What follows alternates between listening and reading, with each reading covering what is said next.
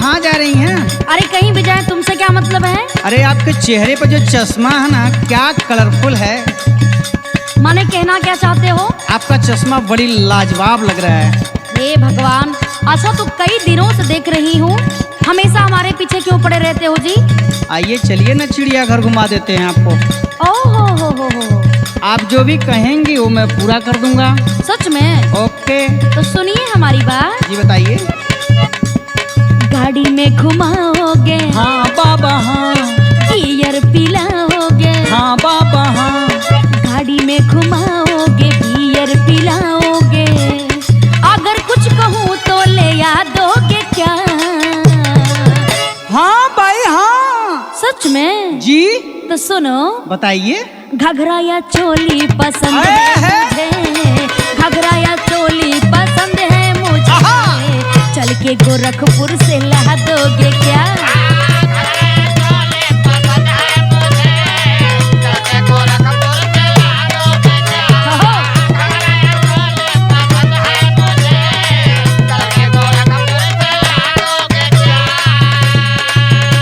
इतनी छोटी सी बात, घाघरा और चोली, अरे ये तो पुरानी हो गई जी। अच्छा। नया टी शर्ट और जीन्स की बात क्यों नहीं करती हो? अरे और बाप। जो भी कहोगी मैं पूरा करके छोड़ूंगा। अच्छा जी। माने तुम हमसे क्या चाहते हो बताओ? आपसे तो भी मेरी चाहत है। हाँ बोलो ना। होटल चलोगी? ना बाबा ना। किस करने दोगी? ना बाबा ना। होटल चलोगी? किस करने दोगी? हुस्न कहाँ गया तुम या चार डालोगी? अरे चलो हटो। मेरा भी तो सुनो। बोलो। अरे गोरे गोरे मुखड़े पे चश्मा लगा के, गोरे गोरे मुखड़े पे चश्मा लगा के, आजकल करके क्या जान मारोगी?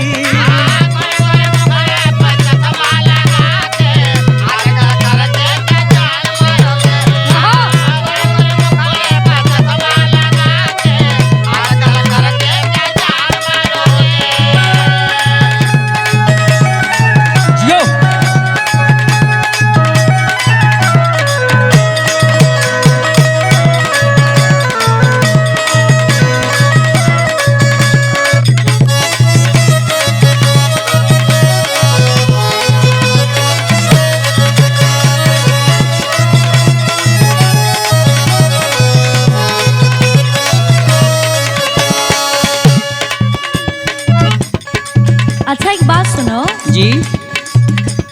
बहुत दिमाग लगा रहे हो। लगाना तो पड़ता है। अच्छा माने घाघरा चोली दिलवा करके जी। इतना जल्दी चाहते हो कि सब कब्जा कर लें?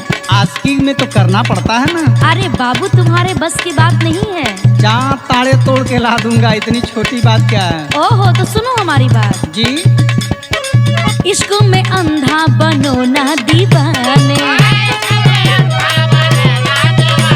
समझे?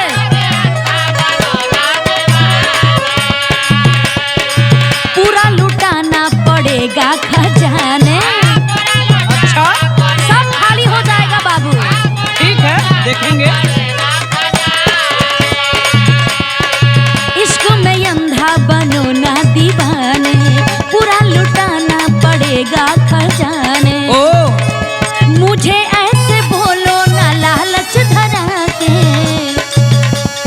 हीरे का हार पहना दोगे क्या?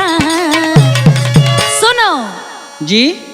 एप्पल का फोन पसंद है मुझे, आईफोन पसंद है मुझे, गोरखपुर से मंगा दोगे क्या?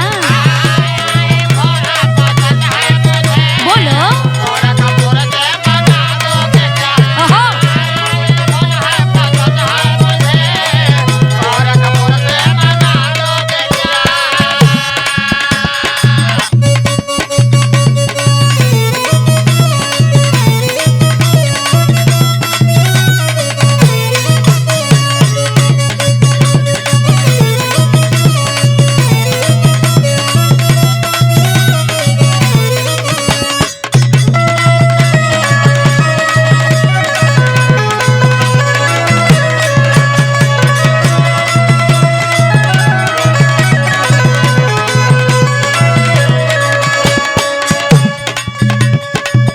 सुनो एक बात बोलूं, हाँ बोलो। हो आई लव यू बोलूं या उठना करना? अच्छा, बड़े चालाक हो जी। क्यों नहीं?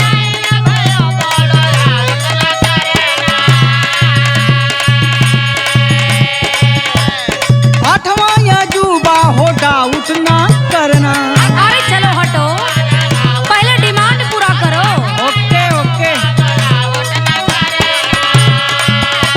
हो आई लव यू बोलूं डाउट ना करना, आठवां या जुबा हो या उठ ना करना। अच्छा, ऐसे ही मेरी सारी बात टालोगी, तो क्या करें, बहुत तेज बन रहे हो। ऐसे ही मेरी सारी बात टालोगी। अरे जाओ हटो।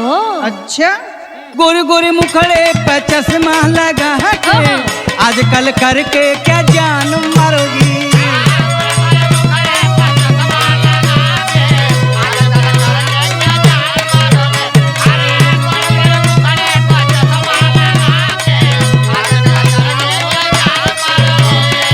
घघरा या चोली पसंद है मुझे, जाके गोरखपुर से ला दोगे क्या? गोरे गोरे मुखड़े पे चश्मा लगा के आजकल करके क्या जान मारोगी? आईफोन पसंद है मुझे, गोरखपुर से मंगा दोगे क्या?